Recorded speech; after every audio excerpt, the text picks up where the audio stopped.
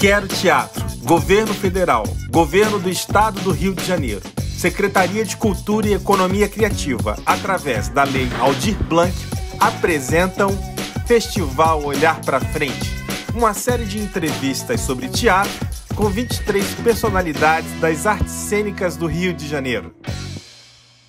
Senhoras e senhores, sejam bem-vindos ao Quero Teatro. Hoje a gente tem aqui a honra de entrevistar Fernando Filbert. Muito obrigado, Fernando, por estar aqui. Puxa, eu que agradeço esse convite aqui para o canal Quero Teatro, aqui conversando com você. Maravilha. Obrigado. Para quem não sabe, gente, o Fernando é o diretor de um espetáculo incrível chamado O Escândalo de Philippe Dussart, que viajou com Marcos Caruso por vários lugares, inclusive Portugal. E eu quero que você me conte, Fernando, em primeiro lugar, como é que nasceu esse espetáculo, como é que o Fernando chegou nesse texto, porque essa história, gente, é incrível. Esse espetáculo tem uma história peculiar. Três amigas, três senhoras, amigas de 60, 70 anos que costumam viajar para a Europa, foram ao teatro e assistiram esse espetáculo, quer dizer, mas era numa galeria de arte que elas foram, lá em Paris. Era um ator francês que fazia uma palestra sobre artes plásticas.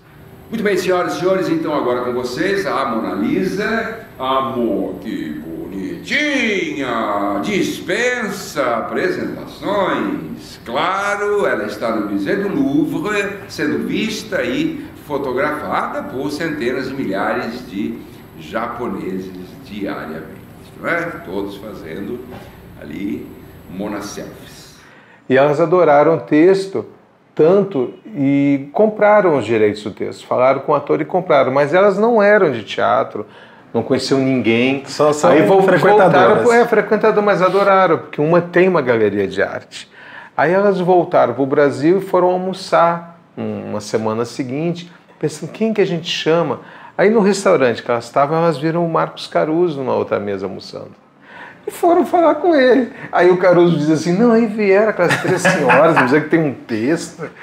Aí eu sei que passou uma semana, ele leu, gostou, era um texto interessante. Aí ele me telefonou e falou, Fernando, eu recebi um texto que não sei se dá teatro isso.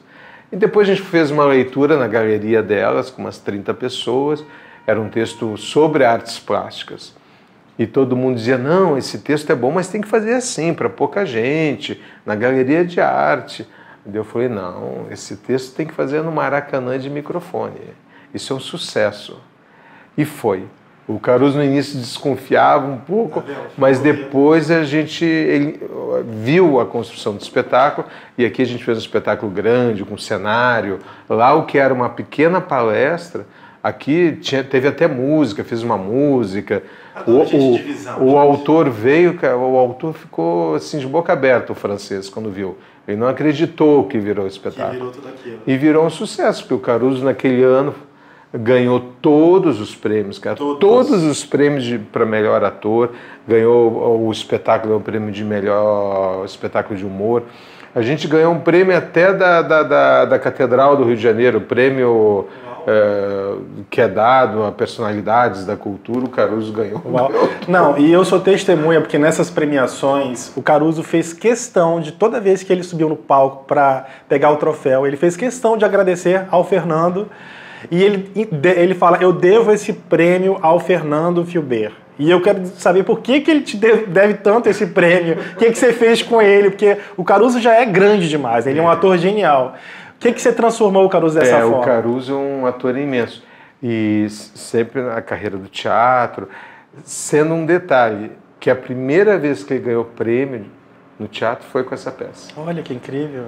Com quase 50 anos de carreira, a primeira vez que ele foi premiado... O Traí Cossar não, ele ganhou prêmio como autor. Mas como ator, prêmio foi com esta peça. E por quê? Porque a gente se tornou muito amigo, ficamos muito amigos, assim, houve uma relação de extrema confiança, e essa peça exigia que o personagem fosse quase só o Caruso. Não precisava de todas as ferramentas que ele tem como ator. Então eu ia tirando deles, não precisa você fazer isso, é mais simples, menos. Aí ele brincava assim, tá, então você vai me deixar pelado no palco, né? Não vou ter nem uma bengala, não, vou te dar uma mesinha e uma garrafinha d'água. E foi assim, foi maravilhoso, ele adorou, uma carreira de sucesso aqui no Brasil, Portugal, fez em teatros para 1.200 pessoas. Incrível, incrível. Então, e uma peça que falava de artes plásticas. Nossa, incrível. A gente tem um preconceito, achar que o público não gosta de bons Elitizado. textos. Não, o teatro, ele é... Todo mundo gosta Popular. de ouvir um bom texto, uma boa Com história certeza. e ser provocado. Você é muito convidado para solos, monólogos. As pessoas, você tem muitas direções em solos. Sim. O que te seduz quando você recebe um convite para um projeto? O primeiro é o texto. O texto, realmente, eu gosto de ler, eu vejo se naquela história tem algo que eu me encontro naquela história. Você é um diretor da palavra, né? Eu sou um diretor da palavra. Meus espetáculos fiz com Mascarenhas, com a Luísa Cardoso, Pedro o Telmo Paulo Rangel. Fernandes, Pedro Paulo Rangel comemorando 50 anos de carreira. Conto 10 automóveis pretos. Se não chegares antes dos 10 automóveis pretos, vão embora. Chegaste antes dos 10 automóveis pretos? Não chegaste antes dos 10 automóveis pretos. Nem antes dos 15 táxis vazios, nem antes dos 7 homens carecas, nem antes das 9 mulheres louras, nem antes das 4 ambulâncias, nem sequer antes dos 3 corcundas. E era um espetáculo meio autobiográfico, que eu misturava crônicas de um autor português com histórias pessoais da vida do Pepe. Que também é engraçado, que no início a gente ia fazer só as crônicas do Antônio Lobo Antunes, um autor português incrível, que até muitos dizem que ele é melhor que o Saramago, um senhor já de quase 80 e tantos anos. E aí eu adorava essas crônicas e mostrei para o Pepe. E ele se apaixonou também, a gente ficou um ano escolhendo as crônicas. Um dia, no meio desse um ano, o Pepe foi me contar umas histórias da vida dele. Contou a história de quando ele fugiu de casa quando era criança e foi pegar um avião no Santos Dumont para Maracangalha. Nossa. Aí quando eu ouvi essas histórias, eu falei, não, isso tem que estar no espetáculo. E aí a gente foi misturando a vida dele com a ficção das crônicas, porque tinha uns pontos de contato. Pepe também é de família portuguesa, o avô dele tinha o mesmo nome do avô do autor, Antônio. Nossa. O Pepe tem um problema, ele não escuta, ele usa aparelho para escutar. O Antônio Lobo Antunes também surdo. Então a gente começou a cruzar coisas, ficou um espetáculo. E o Pepe é um mestre, né? É um ator assim, incrível. Os atores agradecem muito a você quando trabalham com você, mas eu também queria saber o que você aprende com os atores. Eu aprendo justamente o meu ofício de dirigir, porque é um ofício da observação, né? E eu sou um cara de muita sorte, porque você trabalhar com Pedro Paulo Rangel, com Marcos Caruso, ou com mais jovens, como o Lázaro, o Wagner Moura, você, cara, aprende muito, que são talentos imensos e que você fica como lapidando, sabe? Num monólogo, você tira um pouco daqui, coloca um pouco ali, diz para ele, respira agora, só respira. Tem cena que você diz para o ator, só respira, calma. Então é como se você... Eu percebo quem é esse ator e eu gosto de aproximar o personagem da pessoa também. Então eu gosto de conversar, ficar entendendo como essa pessoa é, e aí eu vou trazendo o personagem para próximo dele.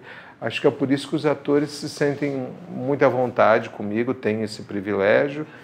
E quem gosta de um espetáculo mais próximo do simples, do real, adora. E se confunde às vezes até, né? Se confunde. Porque as histórias que, não só com a situação do Pedro Paulo Rangel, mas a Luísa Cardoso também teve uma história. A Luísa, eu dirigi um monólogo que ela contava uma história de uma mãe que teve um filho com uma síndrome raríssima, um problema de saúde muito grave e raro. Que é o João, filho da Olivia Byton. Então, quando a gente começou a ensaiar, eu disse assim, Luísa, o objetivo é um dia alguém vai chegar para você da plateia e dizer assim, eu não sabia que você tinha esse filho, Luísa. Aí ela riu, aí falou, mas a gente vai chegar. Aí a gente foi trabalhando, e ela começava o espetáculo dizendo, ela entrava, dizia, boa noite, eu vou contar a história do meu filho, João. E começava. E aconteceu algumas vezes. Eu lembro do dia que ela me ligou, eu não estava no teatro. Eu falei, Fernando, a mulher veio disse que eu não sabia que eu tinha um filho assim. Isso é maravilhoso. Porque é isso, o teatro... Para mim, um elogio que foi incrível, valeu por prêmios, foi da dona Fernanda Montenegro. Quando ela foi assistir a peça do Kiko Mascarenhas... Todas as coisas maravilhosas. E ela já tinha assistido o Pedro Paulo Rangel, tudo. Aí ela virou para mim e falou assim, rapaz, sabe que eu gosto de assistir as suas peças porque parece que eu estou na sala da minha casa e chega lá o Marcos Caruso, chega o Kiko para tomar um café comigo e a gente fica conversando. Maravilhoso. E é assim. Realmente, e o endosso da dona Fernanda equivale a um prêmio. Eu tenho essa felicidade assim, dos espetáculos terem esse lugar. Fernando, como é que você vê esse movimento de teatro online? Você acha que isso vai ficar depois que as peças voltarem em cartaz presencialmente? Eu acho que vai ficar. Eu acho que coisas muito positivas se construíram nesse momento de crise e como todas as profissões, e o teatro, ele é uma atividade sempre sobrevivente. Não está aí há mais de 2000 anos, não por acaso. Atravessou guerras, atravessou pandemias muito piores do que essa, e o teatro sempre aconteceu. Então, nesse momento, coisas boas, como a onipresença do público num espetáculo. O que eu digo de onipresença? Você tem um espetáculo que passa na internet e o público está presente de vários lugares do país e do mundo. E eu sei porque eu dirigi já uns 4 espetáculos nessa pandemia, também fiz um outro que a atriz, uma temporada, ela fazia no palco do teatro, ela ao vivo, transmitido pelas câmeras. E tinha público no Brasil inteiro e fora do Brasil acompanhando ao vivo. E eu acho isso sensacional. Eu acho que isso é um ponto que a gente precisa trabalhar para que possa juntar a presença física do público com a presença online. Eu acho que agora os teatros também vão começar a se adaptar para já oferecer essa estrutura. Tem uma questão de técnica, por exemplo, a luz. A luz do espetáculo, para o olho é uma coisa, para câmera é outra. Mas acho que a gente vai vencer isso, ou quem sabe ter sessões que são ao vivo no palco, transmitidos só online. Eu achei muito positivo. Outra coisa também, a facilidade de você reunir um elenco para ler um texto. Eu estou ensaiando um outro espetáculo agora, que tem ator em São Paulo, tem um que está em Minas, e o resto aqui no Rio. E a gente ensaia pelo Zoom, claro. Ensaio que eu digo lendo ali. Então é bom, muitas coisas boas. Deixa a Meryl Streep te descobrir que ela vai te convidar para dirigir uma peça online. Ela lá e você aqui no Rio. Nossa. Eu amo fogos de artifício. A minha mãe costumava me levar para assistir o show dos fogos de artifício todo 4 de julho. Eu sei que vocês, negros burgueses, chamam isso de Dia da Independência, mas eu não consigo ainda. Nós, como você é bonita, hein, Camila? É a 3ª vez que o senhor diz isso. Não. Segunda. A primeira o senhor disse com os olhos. Você acha que depois dessa pandemia o público vai voltar assim sedento de vontade de assistir aos espetáculos no Rio? O que você acha que está faltando no Teatro Carioca? Porque as suas peças são sempre sucesso de público, né? A gente tem aí o Contos Negreiros também, que o Contos Negreiros do Brasil. Que é um fenômeno do teatro. O Contos Negreiros do Brasil, cara, eu tenho muito orgulho dessa peça. Obrigado por ter perguntado. É um espetáculo que nasceu quando eu fui o co-diretor de um espetáculo do Lázaro e da Thaís, chamado O Topo da Montanha, que falava sobre o Martin Luther King, sobre o racismo.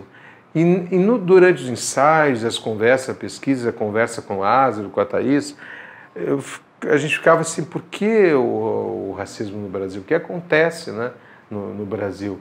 E eles diziam muito assim, poxa, a gente, porque eles têm uma condição financeira alta, claro, né?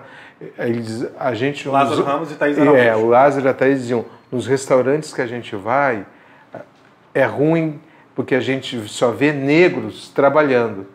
Dificilmente você vê um negro na mesa ao lado da gente. É isso. Aí um dia, eu saindo da casa deles, encontrei um livro que chamava Contos Negreiros. Estava assim na livraria da Travessa. Aliás, era o último livro Quando eu li aquela capa, esperando. Contos Negritos, eu falei, cara, peguei o livro e li naquela noite.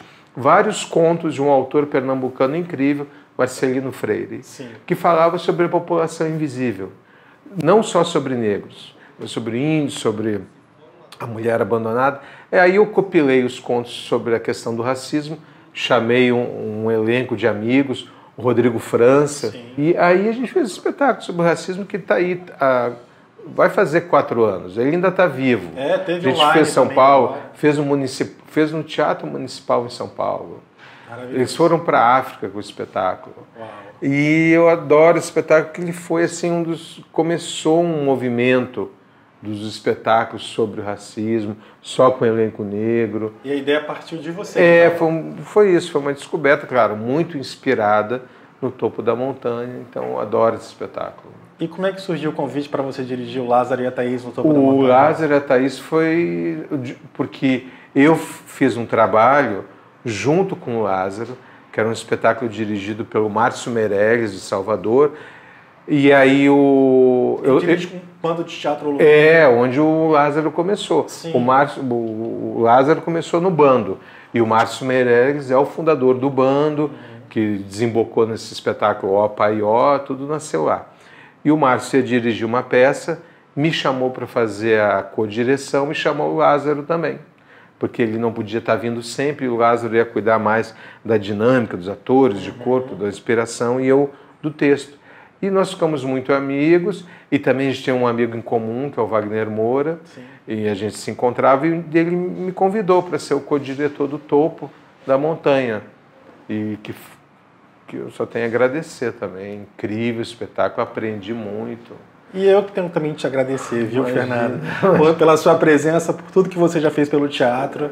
Porque o Fernando, gente, é uma grife. Se tiver o nominho dele lá na ficha técnica, pode ir, que não tem erro, não tem decepção. Obrigado. Muito obrigado, viu, Fernando? Eu que te agradeço, Paulo. Agradeço, incrível esse convite. Muito sucesso para o Quero Teatro. Obrigado. E o teu trabalho é muito importante, pode ter certeza. Muito obrigado, meu querido. Obrigado a todos. Sigam a gente nas redes. Obrigado a Lei Aldir Blanc, que proporcionou tudo isso, a Secretaria de Cultura do Estado do Rio de Janeiro. E a gente se vê por aqui. E a gente se vê também em breve nos teatros ao vivo, se abraçando. Até lá!